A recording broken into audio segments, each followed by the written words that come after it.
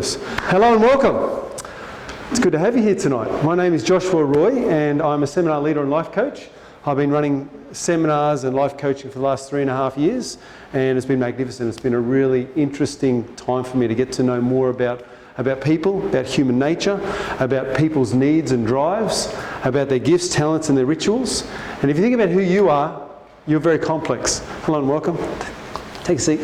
You're very complex. And so I always tell people you're a combination of these things. Your gifts, your talents, your rituals, what you do, your needs and your drives. And so in the seminar I go into that and we explore that and open that up and we come to discover who we are a lot more. But for tonight, we're here to talk about self-sabotage. Who's well acquainted with this topic? I think we all are. I think it's one of those topics that everybody resonates with. No matter who you are, you've got a disconnect sometimes between your goals, your purpose, your outcome, and what actually happens. And it's that disconnect that we want to talk about tonight and how we can reconnect the parts of ourselves. You see, one psychologist said this. They said that people will be your patients because they're out of rapport with their unconscious mind. This was a psychologist teaching other clinicians as to who their patients will be. So think about that. Because they're out of rapport with their unconscious mind. And so he saw his entire job as simply helping people to get back into rapport with themselves. So that the mind and the heart and the hands all worked in synchronicity. They all work together. And when that happens, we can move forward effortlessly, easily towards that which we desire. Now, the trouble is most of us are in this situation where we're feeling stretched or torn. We know all these things that we could be doing or should be doing, and yet there's so many choices out there that, how do we decide? It's so difficult. And so we might start doing one thing, but then realise, oh wait, my relationship's suffering. I better go back and focus on my relationship. And then your career suffers. So you go back and you put all your effort on your career. So what we're looking at is emotional control. So you want a little bit more emotional control. Rather than your emotions controlling you, you'd like to be in the driver's seat controlling your emotions. Yes. It's a very different story when that happens. So either we're thrown around by the situations in our life, like by the waves of life, as you would. It's like a raft out at sea, being tossed around by the waves. Or whereas the other would be somebody really taking control of themselves and saying, you know, those words are from the good book that says, peace be still, and suddenly there was a great calm. Okay, because one is reacting to circumstances. If you don't know the story, Jesus of Nazareth was out on the ocean at one time with all his disciples, and there was a great storm raging. And Jesus was below deck, asleep with his head on a pillow, while this storm was raging. Anyway, the servants came down to him, or his disciples, and they said, you know, Master, carest thou not that we perish? And he woke up. You would have thought the waves would wake him up, but it didn't. And he walked out and he simply said, O ye of little faith, and he said the words, peace be still, and there was a great calm. And they marvelled. They said, who is this man that even the waves and the winds obey his command? You see, he had this ability to speak and the elements around him would listen and would change according to what he spoke. One, you're letting your emotions control you. The other one, you're taking full control. You're taking charge of everything. Every thought, every desire, every emotion. You have complete control over the system, which is your body. Okay, and the only way we can do that, the only way, is to gain control of the unconscious mind. Okay, it's like the iceberg analogy. You probably would have seen this before. And it's like an iceberg at sea, that our unconscious mind represents this 80 to 85%. And our conscious mind represents about 15%. And so whatever we decide to do, our conscious mind might say, I'm going to set this goal. I'm going to achieve something great. But the unconscious mind steps up and says, no, you won't. And the resistance comes from that unconscious mind. It's like a captain of a ship. Let's call this the captain. The captain and the crew on the ship. Now, when things are going great, the captain simply says to the crew, starboard, turn to the right. And simply the crew falls into line, they move the sails, they turn the big, what's it called again? The helm, and suddenly the ship steers in a different direction. Now, what happens though when the captain gives a command and the crew doesn't obey? What do we call that in ship terminology? Mutiny. And does mutiny happen in our own lives? That's what we're here discussing tonight, mutiny that happens inside your soul. Self-sabotage. There was a woman who used to be a bank manager, and she used to be in charge of a team at work. It was very proficient at what she did. She had a family, husband, children, and everything was going great until one day, husband said, "It's all over, I'm leaving," and something happened. A trigger went off, and suddenly this woman began self-sabotaging. Many years later, today, and particularly for about the last 6 or 8 years, this woman has become one of the town drunks. And this woman now gets around the city and she smells bad because she doesn't shower or wash herself. She's constantly drunk and she constantly finds herself at the watch house getting processed and placed before the court. Now you wonder, how could somebody go from this position to that position? How could that happen? How is it possible for somebody to get on such a negative spiral, to spiral down to these depths where she's lost half her teeth, she used to have lots of jewellery, it's no longer there, whether it's been stolen or taken. Now in fact, I left one of these meetup groups several weeks ago, probably a few months ago, and I was walking down the street and I smelled something, I looked over, it was this woman. I know who she is, I know her name and a few things about her, and it's just terrible to see this decline. Now at the same time, there's another woman that I know who went to a seminar and she continued to going to more seminars and started to get changes from the inside. You see, this woman had some incidences happen when she was a teenager. She was pack raped by a number of men. And I don't know how many were involved, but it was a traumatic experience. And to cope with that situation, she turned to the bottle. She became an alcoholic. And later in life, she had children, she had a husband, and she knew that alcohol was not the answer. It was not going to solve her problems. In fact, every time she'd drink, the problems would still be there when you stopped drinking. In fact, the problems ended up becoming worse. And she decided that she needed help. She started attending seminars, and she was able to make changes, dramatic changes in her life.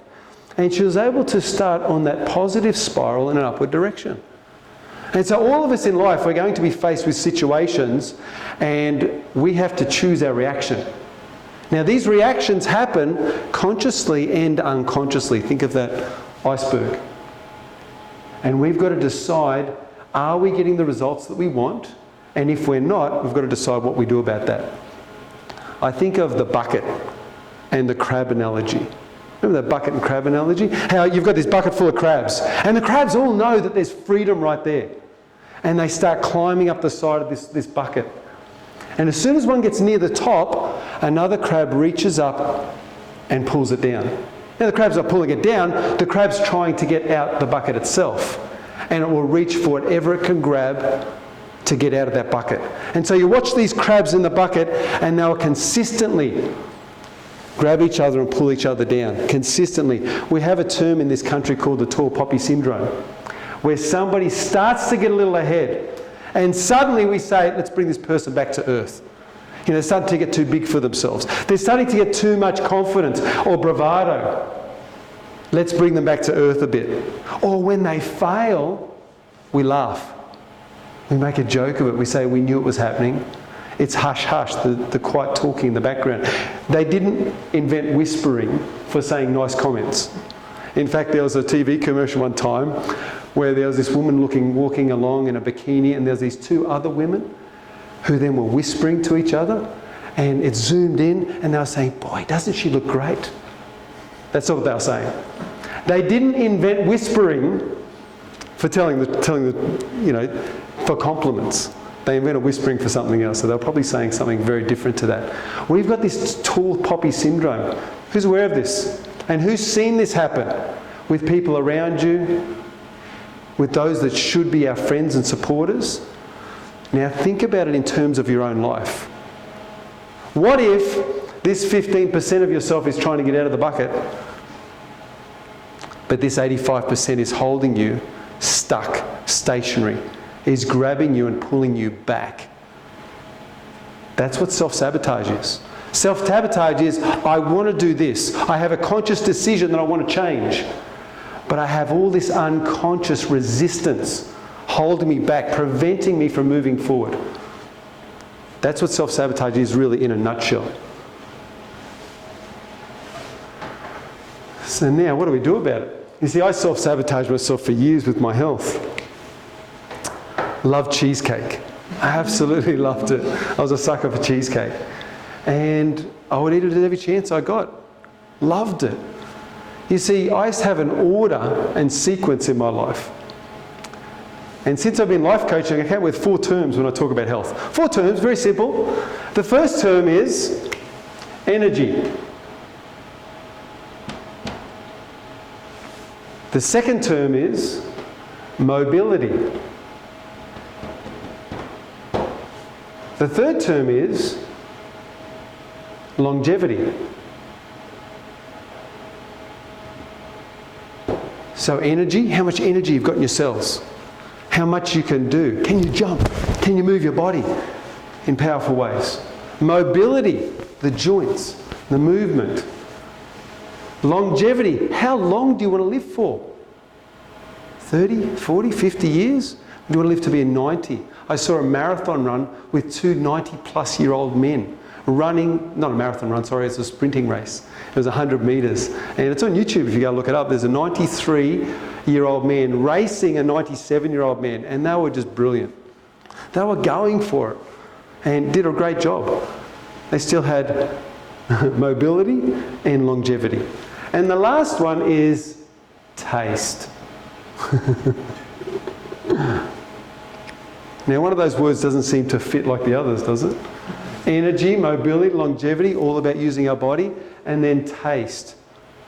So if we think about most people's diet, what's the thing that messes them up most? It's this. Oh, but it tastes so good. In fact, companies have learned that if you get the amount of sugar just right, the amount of sugar, then people will continue to buy your product. So there's a satiation point.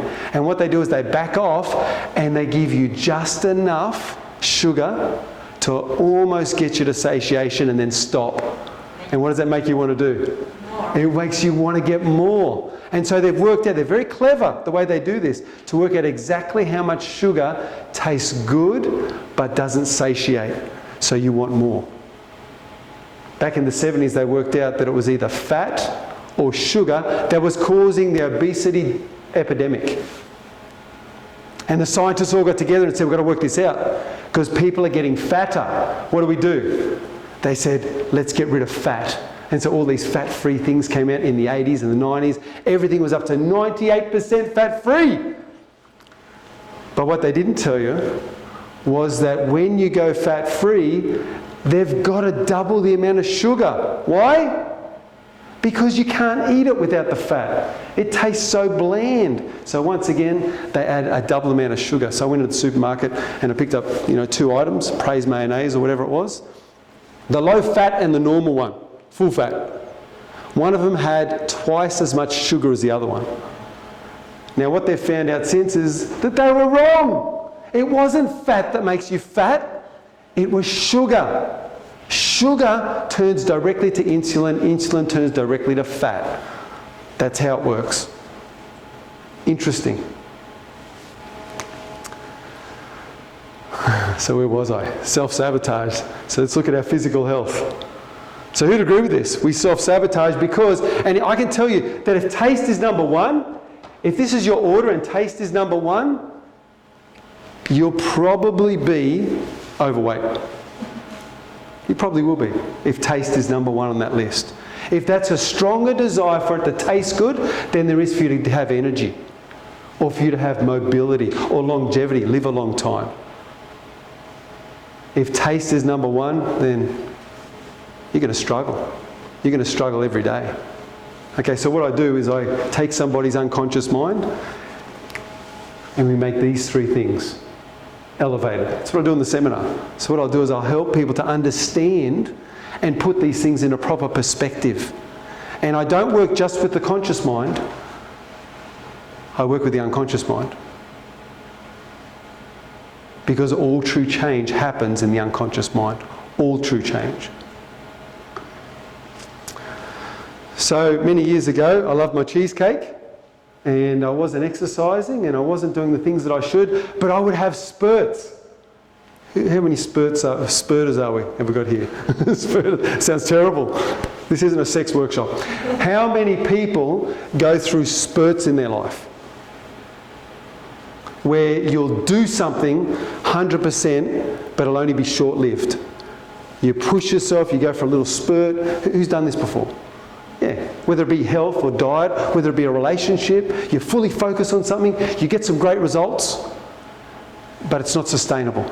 And so at some point you back off. And that's what I'd done with my health. So it was a bit up and down, up and down. Every time I'd look down, I'd see my gut coming back. I'd go, ooh, I've got to change. You know, there's indicators. We've got a level. And whenever we get below that level, we go, ooh, I've got to do something different. And then as soon as we're above the level, what happens? We forget about it. It doesn't matter anymore. Oh, the gut's gone, back to normal, back to cheesecake. And off we go. And this vicious cycle goes on and on and on. And they worked out in the health industry, and tell me if I'm wrong, that the only thing that works is lifestyle change. So they actually did away with dieting and all these other terms, and they said it's got to be lifestyle change. If we're going to make it sustainable, it has to be a change in your lifestyle.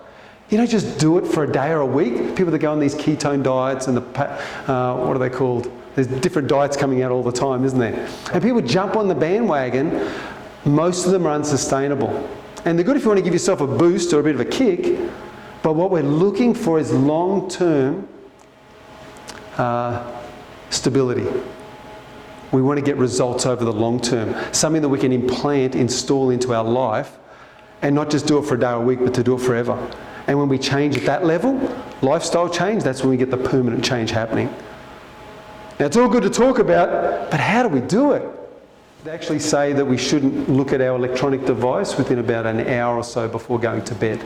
Because what happens is the brain waves kick into hyperdrive, the screen, and looking at a screen like a tablet, phone, whatever else, we should switch them off. The other thing they're saying is because the electronic fields, that we shouldn't even charge them beside our bed, like close to us. We should actually put them in another room, or at least several metres away, a couple of metres away.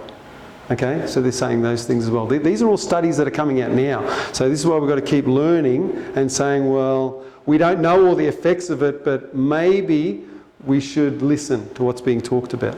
And I can't back this up with evidence. Go research it for yourself. There's information everywhere. But information is like, there's enough information for each of you to solve all the problems in your life. So why would you be at a workshop? Because you don't know how to use it. Because knowledge is not about information, it's about application. You can listen all you want to YouTube, but unless you apply something, apply it into your life, unless you do it and do it consistently, you won't learn it. You may understand it, you may have cognitive understanding of it, but you don't know it. You don't know it until you live it. Then you start living it, eating it, breathing it. It becomes part of who you are. My karate instructor taught me that. He said you should eat, breathe, sleep karate, everything karate. That's the way he lived his life. And I was very interested in that. It's not my life, by the way. But that was his life, was everything revolved around this sport that he had. He taught that it was a way of life for him.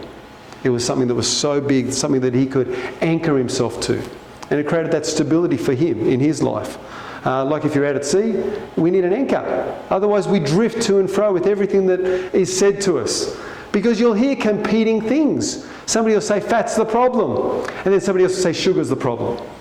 You're going to hear competing things, competing arguments. You're going to hear why this diet's good and that diet's bad. You're going to hear why this food is good, like a tomato. And you're going to hear why tomato, one of the nightshade groups, is bad for you.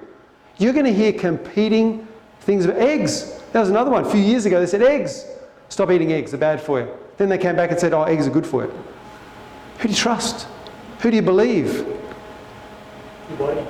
So the information is out there, but there's so much of it. We're bombarded with it. We don't know who to trust and what to believe. In 2015, I went along to a seminar. It was with a man that many of you know, Tony Robbins. And as I went to this seminar, something happened. I was learning, not just consciously, but unconsciously.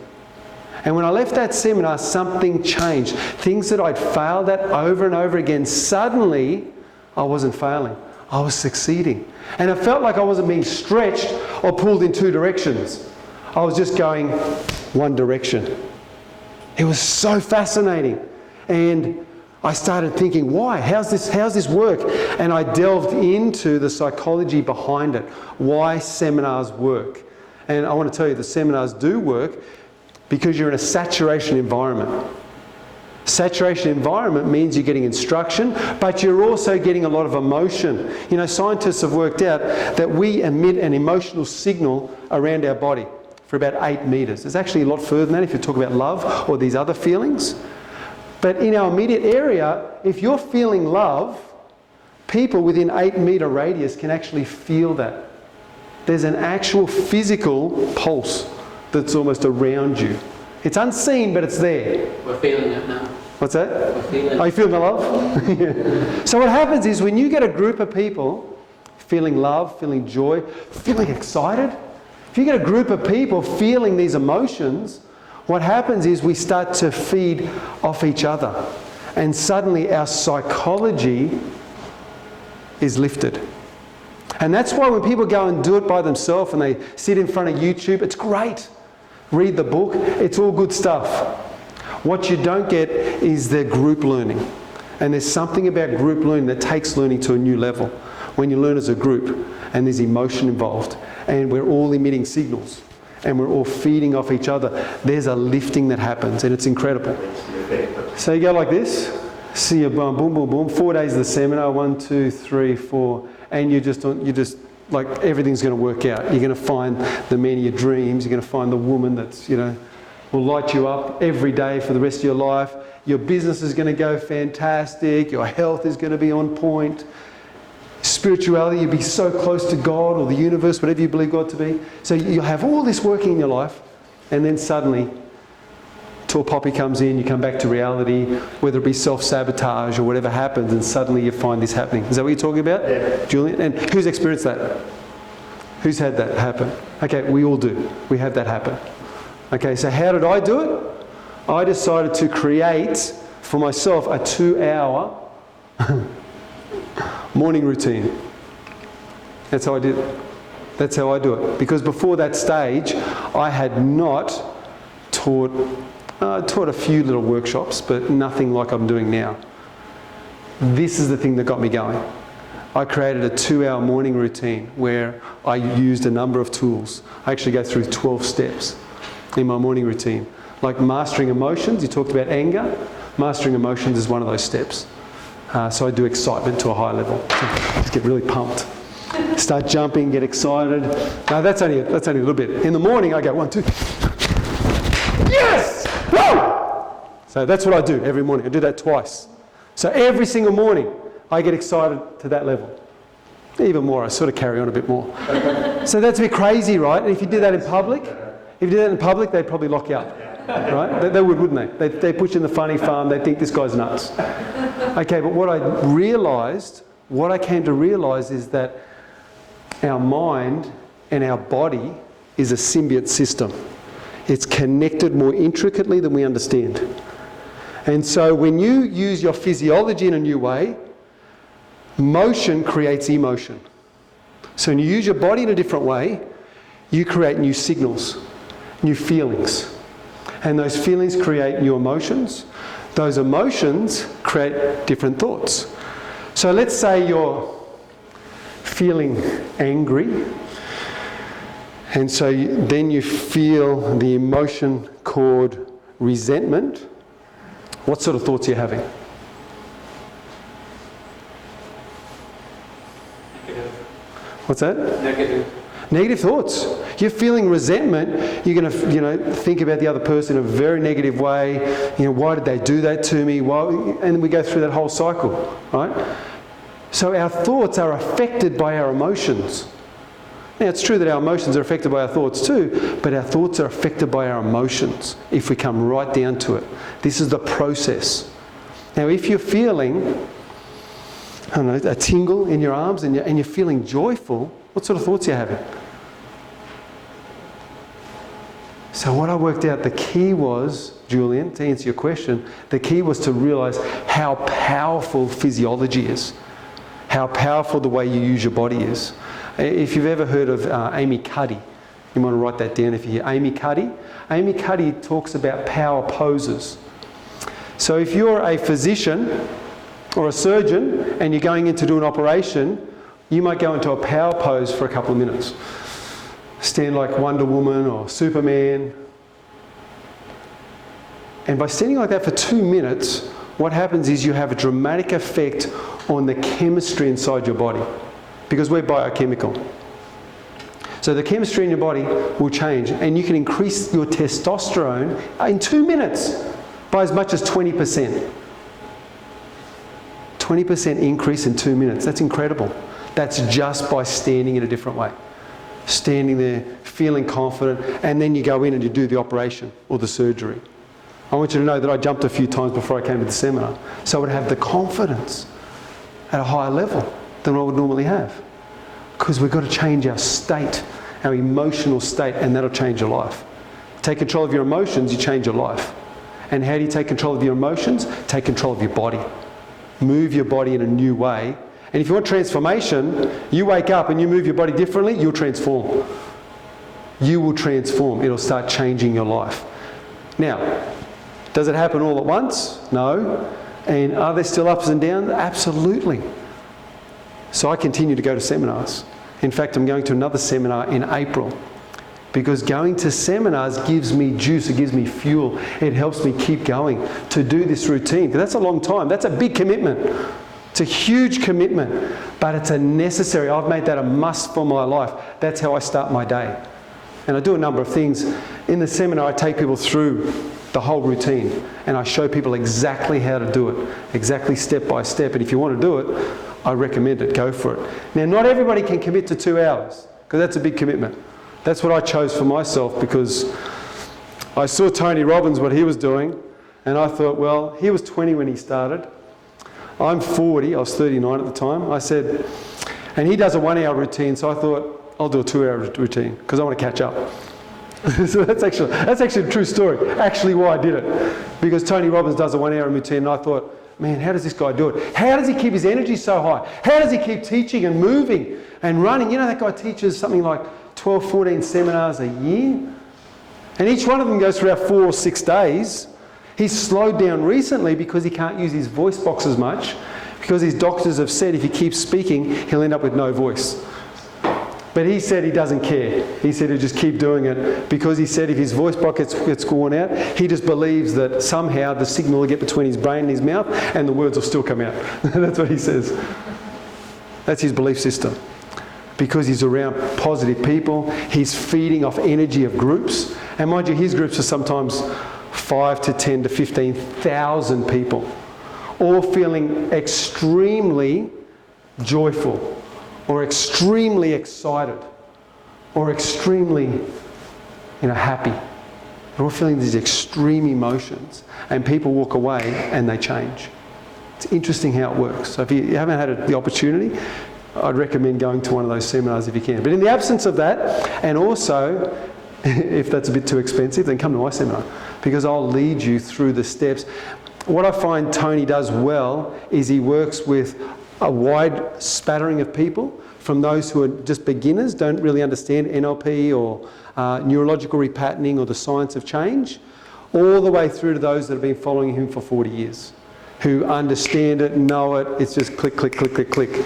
In fact, when I went to see his conference, because I'd studied NLP for about 10 years before that, I could see every technique that he was using. I was just picking, now he's doing one of these, now he's doing parts integration, for example, or now he's doing, he's creating a kinesthetic bridge, or he's, you might not know those terms, but I knew what he was doing, and I could see it happening, and I could see the transformations occurring, because I understood it. So what I do in my seminars is I go back to basics so that somebody can learn from the ground up. Because I find that the stuff that he does now, you go along and you won't know what he's talking about. Some people will just go there and just, I don't understand it. Okay, so if you don't have that foundation, it's quite difficult to work out exactly what he's doing. We talk more about what you're talking about, whereas you might have done a seminar and then suddenly you're just left to govern yourself and you go, ooh, what do I do? I was left to govern myself, but there's two things that I did. One, I got a life coach for myself, and the second thing was I started creating Access World seminars so that I could bring people in to this way of thinking. And this would keep me progressing because I'd have to learn the content to then share it with others. And I tell you what, that when you teach something, when you listen, you learn a lot, but when you teach it, you learn far more. You'd all agree with that. If you learn something to the level where you can teach it and teach it well, then you know it. You know it because you're living it and you're teaching it.